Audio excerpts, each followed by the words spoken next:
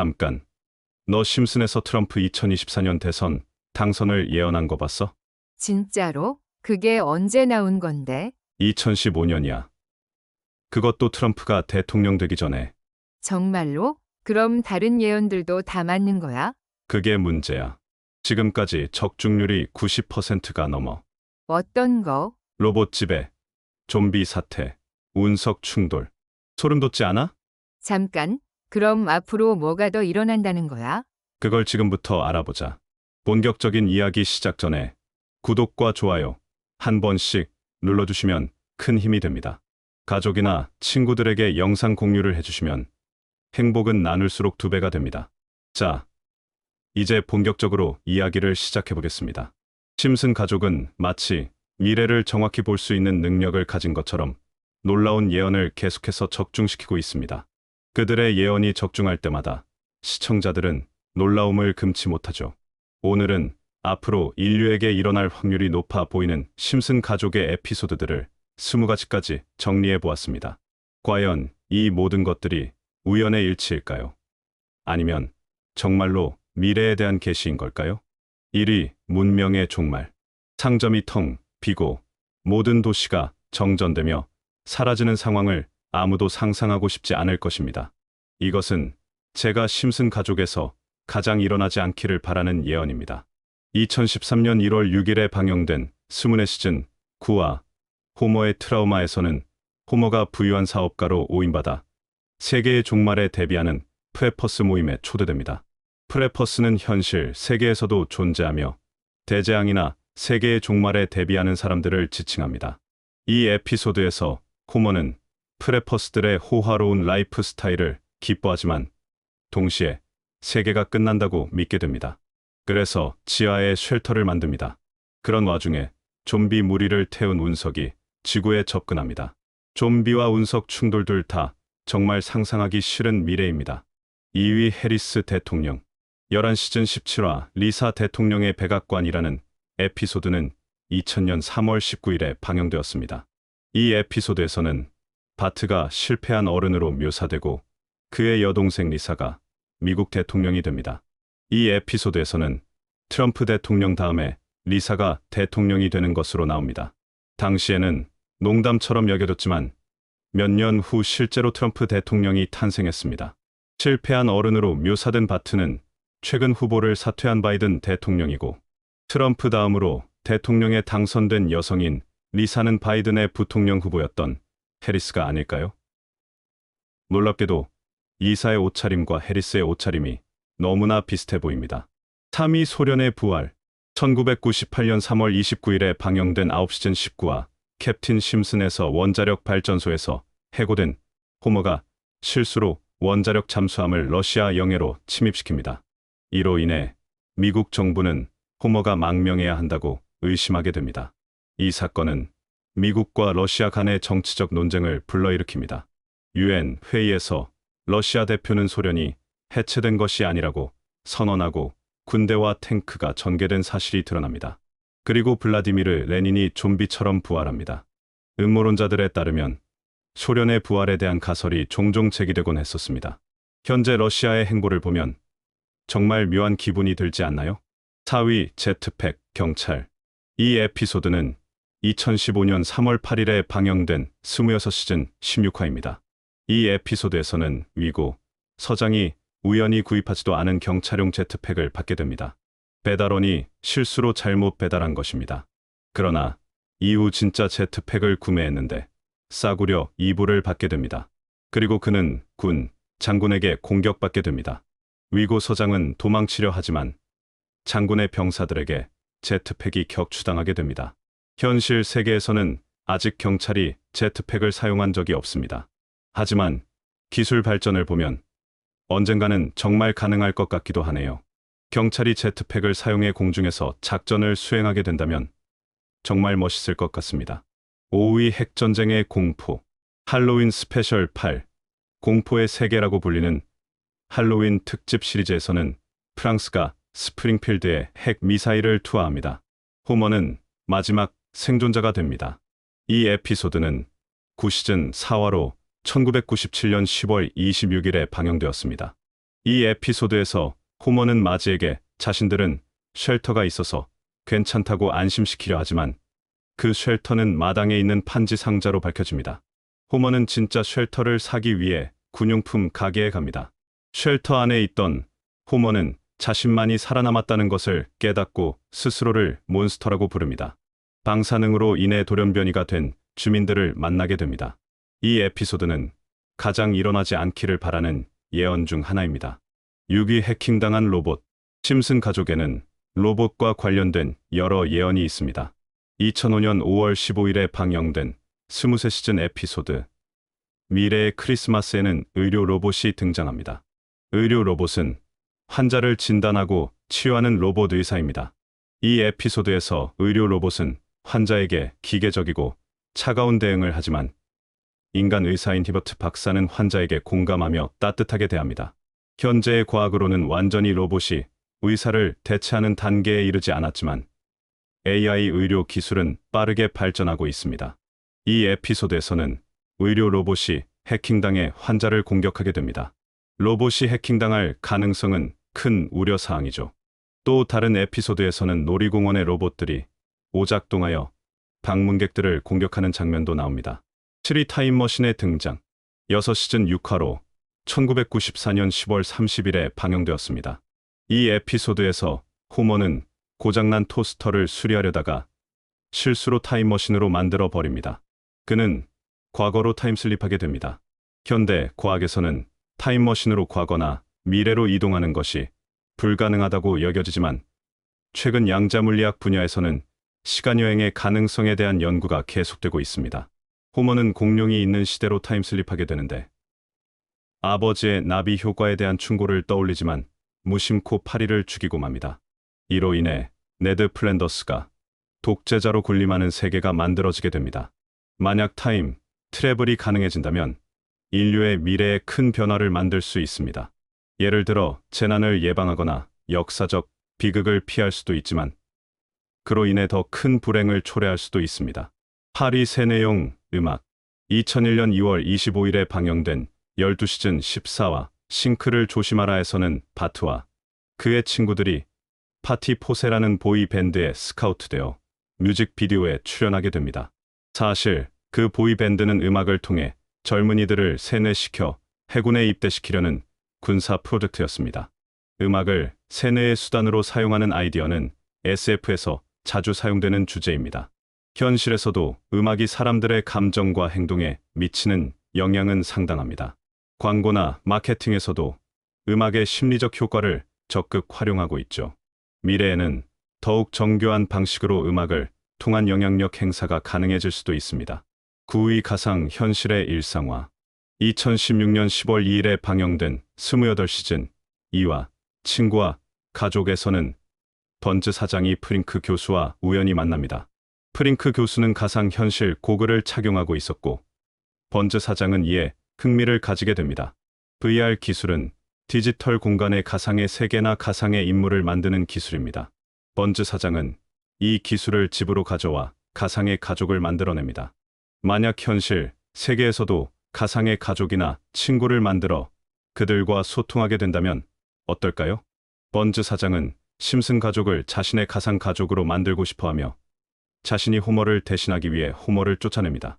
스프링필드의 모든 주민이 VR 고글을 착용한 채로 에피소드는 끝납니다. 미래에는 VR 기술이 완전히 보편화될 것이라는 예언일 수 있습니다. 12 제3차 세계대전. 29시즌 사라진 소년이라는 에피소드에서는 중국이 미국을 향해 핵미사일을 발사하기로 결정합니다. 이 에피소드에서 호머는 중국의 핵 공격을 경고하는 뉴스 보도에 빠져들고 자신들의 생명이 30분밖에 남지 않았다고 믿으며 가족과 함께 필사적으로 도망칩니다. 호머의 절망은 점점 심해지고 결국 마주와 함께 핵방공호에 갇히게 됩니다. 다행히 이 에피소드의 뉴스 보도는 바트와 그의 친구들이 학교 시험을 피하기 위해 꾸민 장난이었습니다. 즉, 가짜 뉴스였던 것이죠. 하지만 심슨 가족이 핵전쟁을 예언한 에피소드는 이것뿐만이 아니었습니다. 1995년에 방영된 리사의 결혼에서는 점쟁이가 제3차 세계대전을 포함한 여러 미래 사건을 예언했습니다. 유럽연합이 미국에 미터법을 사용하도록 요구하지만 미국이 이를 거부해 제3차 세계대전이 발발한다는 내용입니다. 11위 지구, 평면설과 돔. 2007년 개봉한 심슨 가족 영화에서는 심각한 공해 문제로 인해 스프링필드에 거대한 돔이 설치됩니다. 그 명령을 내린 사람은 바로 아놀드 슈워제네거 대통령입니다. 돔은 거대한 유리 구조물로 도시 전체를 둘러싸고 주민들을 안에 가둬 오염이 전 세계로 확산되는 것을 막으려는 계획이었습니다. 이 에피소드에서는 두 가지 흥미로운 설정이 제시되었습니다. 첫 번째는 아놀드 슈워제네거가 대통령이 된다는 것이고, 두 번째는 지구가 평평할 수 있다는 암시입니다. 실제로 지구 평면설을 믿는 사람들은 지구가 구형 행성이 아니라 평평한 원반 형태라고 주장합니다. 이 이론에 따르면 지구 전체를 덮는 큰 돔이 있고 태양, 달, 별은 모두 이 돔 안에 있다고 합니다. 정말 흥미로운 상상이죠. 12위 외계인의 지구 침공. 할로윈 스페셜. 다른 세계의 시민. 에피소드에서 두 외계인 칸과 코도스가 당시 대통령 후보였던 밥 돌과 빌 클린턴을 납치해 그들의 몸을 빼앗고 대통령이 되는 모습을 그립니다. 다른 행성에서 온 생물이 지구 인류를 정복하거나 지구를 파괴하러 온다는 이야기는 SF에서 자주 등장하는 주제이지만 실제로 과학자나 천문학자들도 외계 생명체의 존재 가능성을 진지하게 연구하고 있습니다. 이 에피소드에 등장하는 외계 생명체는 선거에서 승리해 인류를 정복하려고 하지만 호머가 진짜 후보자들을 해방시켜 우주선을 추락시키고 그들의 계획을 저지합니다. 현실 세계에서는 외계 생명체나 다른 행성에서 오는 신호를 찾아 접촉하려는 노력이 계속되고 있습니다. 나사는 지구와 인류의 정보를 기록한 골든 레코드를 보이저 탐사선에 실어 우주로 발사하기도 했습니다. 13위 클론 기술의 발전. 14시즌 1화에서 클론을 만드는 에피소드가 있습니다. 2002년 11월 3일에 방영되었는데 호머는 우연히 누워있는 사람의 클론을 만드는 저주받은 해먹을 사게 됩니다. 클론 기술은 같은 유전자를 가진 복제 생물을 만드는 기술입니다. 호머는 자신의 클론을 사용해 모든 가사를 처리하지만 복제를 거듭할수록 지능과 도덕성이 저하되고 폭력적으로 변합니다. 결국 호머는 자신의 클론으로 이루어진 군대를 결성하게 됩니다. 현실 세계에서는 1996년 양 돌리가 최초의 클론으로 탄생했습니다. 이후 과학자들은 많은 동물의 클론을 만들어 왔습니다. 하지만 인간의 클론 제작은 도덕적, 윤리적 논란으로 인해 아직도 금지되어 있습니다. 14위 순간 이동 기술. 할로윈 스페셜 8. 공포의 세계에서는 1986년 영화 플라이의 패러디인 플라이 디스 플라이 에피소드가 있습니다. 이 에피소드에서 바트는 장난을 치다가 순간 이동이 실패하여 인간과 파리가 합체된 파리 인간이 되어버립니다. 순간 이동은 물리적으로 공간을 이동하지 않고 한 지점에서 다른 지점으로 물질이나 에너지를 순간 이동시키는 것을 의미합니다. 최근 양자 텔레포트 분야에서 큰 진전이 있었지만 이는 우리가 상상하는 것과 같은 공간 이동은 아닙니다. 그러나 순간 이동이 가능해진다면 우리가 사용하는 교통수단에 혁신을 가져올 것입니다. 상상만 해도 흥미진진하지 않나요? 15위 블랙홀의 위험. 2012년 10월 7일에 방영된 스문의 시즌 2화에서 지구가 블랙홀에 빨려 들어갈 수 있다는 예언이 숨겨져 있다는 설이 있습니다. 블랙홀은 실존하는 천체 현상으로 중력이 매우 강해 빛조차도 빠져나올 수 없습니다. 만약 블랙홀이 지구 근처에 나타난다면 건물, 차량, 인간 등 모든 것을 빨아들여 파괴할 수 있습니다. 더 나아가 지구의 궤도와 중력장을 교란시켜 지진이나 쓰나미 등의 자연재해를 일으킬 가능성도 있습니다. 블랙홀의 중력은 매우 강력해서 지구 전체를 우주 공간에서 빨아들일 가능성도 있습니다. 16위 화성 이주 계획. 27시즌 16화의 제목은 화성 이주 계획입니다. 2016년 3월 13일에 방영되었습니다. 이 에피소드에서 리사 심슨은 설명회에 참석한 후 화성 이주 계획에 흥미를 느끼게 됩니다. 마지와 심슨 가족은 화성에 가는 첫 번째 인류가 되기 위해 테스트에 참여합니다. 결국 리사와 마지 외에는 모두 탈락하고 테스트는 종료됩니다. 실제로 화성 이주 계획은 일론 머스크가 추진 중입니다. 그는 이미 이 계획에 착수했으며 화성 이주가 인류 생존에 필수적이라고 믿고 있습니다. 그의 회사 스페이스X는 그 목표를 위해 로켓을 발사하고 있습니다. 17위 빅풋의 존재. 빅풋은 실제로 존재할까요? 호머 자연에 돌아가다는 에피소드는 1990년 2월 18일에 방영된 한 시즌 7화입니다. 이 에피소드에서 심슨 가족은 숲으로 캠핑을 가고 호머는 길을 잃고 벌레와 진흙투성이가 되어 빅풋으로 오해받습니다. 오랜 세월 동안 빅풋의 목격담이 보고되었지만 그 존재를 입증하는 과학적 증거는 없습니다. 이 에피소드에서는 호머가 빅풋으로 오해받아 언론을 떠들썩하게 만들고 많은 사람들이 빅풋을 찾기 시작하는 열풍을 일으킵니다. 18위 운석 충돌. 공룡은 거대한 운석의 충돌로 멸종된 것으로 알려져 있습니다. 심슨 가족이 인간도 거대한 운석의 충돌로 멸종할 것이라고 예언했다는 말이 있습니다. 스프링필드의 마지막 날은 1995년 2월 5일에 방영된 6시즌 14화입니다. 이 에피소드에서는 바트가 우연히 혜성을 발견합니다.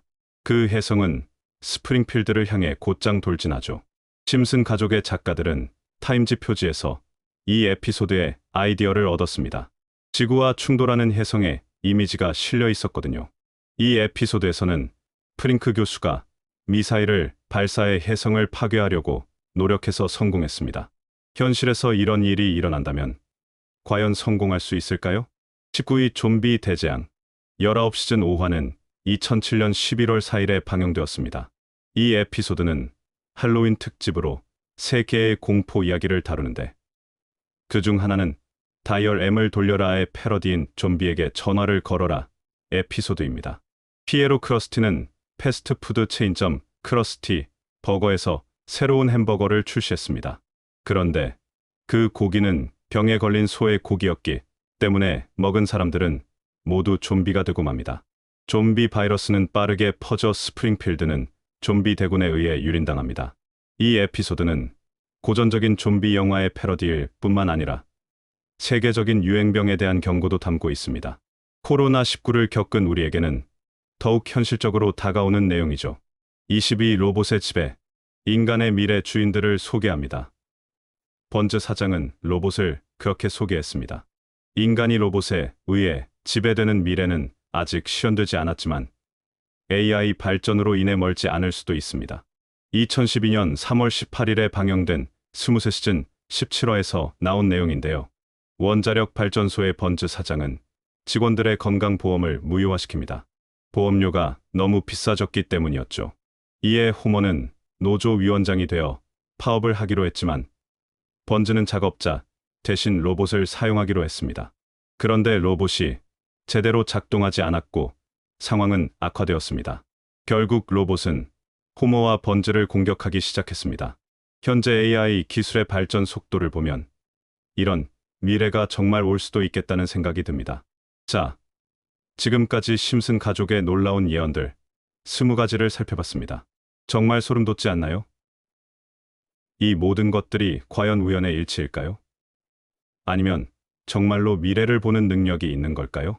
트럼프 대선 예언부터 시작해서 로봇 지배, 핵전쟁, 좀비 사태까지 어떤 것들은 이미 현실이 되었고 어떤 것들은 아직 일어나지 않았지만 가능성이 높아 보입니다. 여러분은 이 중에서 어떤 예언이 가장 무섭게 느껴지시나요? 그리고 정말 일어날 것 같다고 생각하시는 예언은 무엇인가요? 댓글로 여러분의 의견을 들려주세요. 오늘 영상이 재미있으셨다면 구독과 좋아요 버튼을 눌러주시고 주변 분들과도 공유해주세요. 여러분의 관심이 더 좋은 영상을 만드는 원동력이 됩니다. 감사합니다.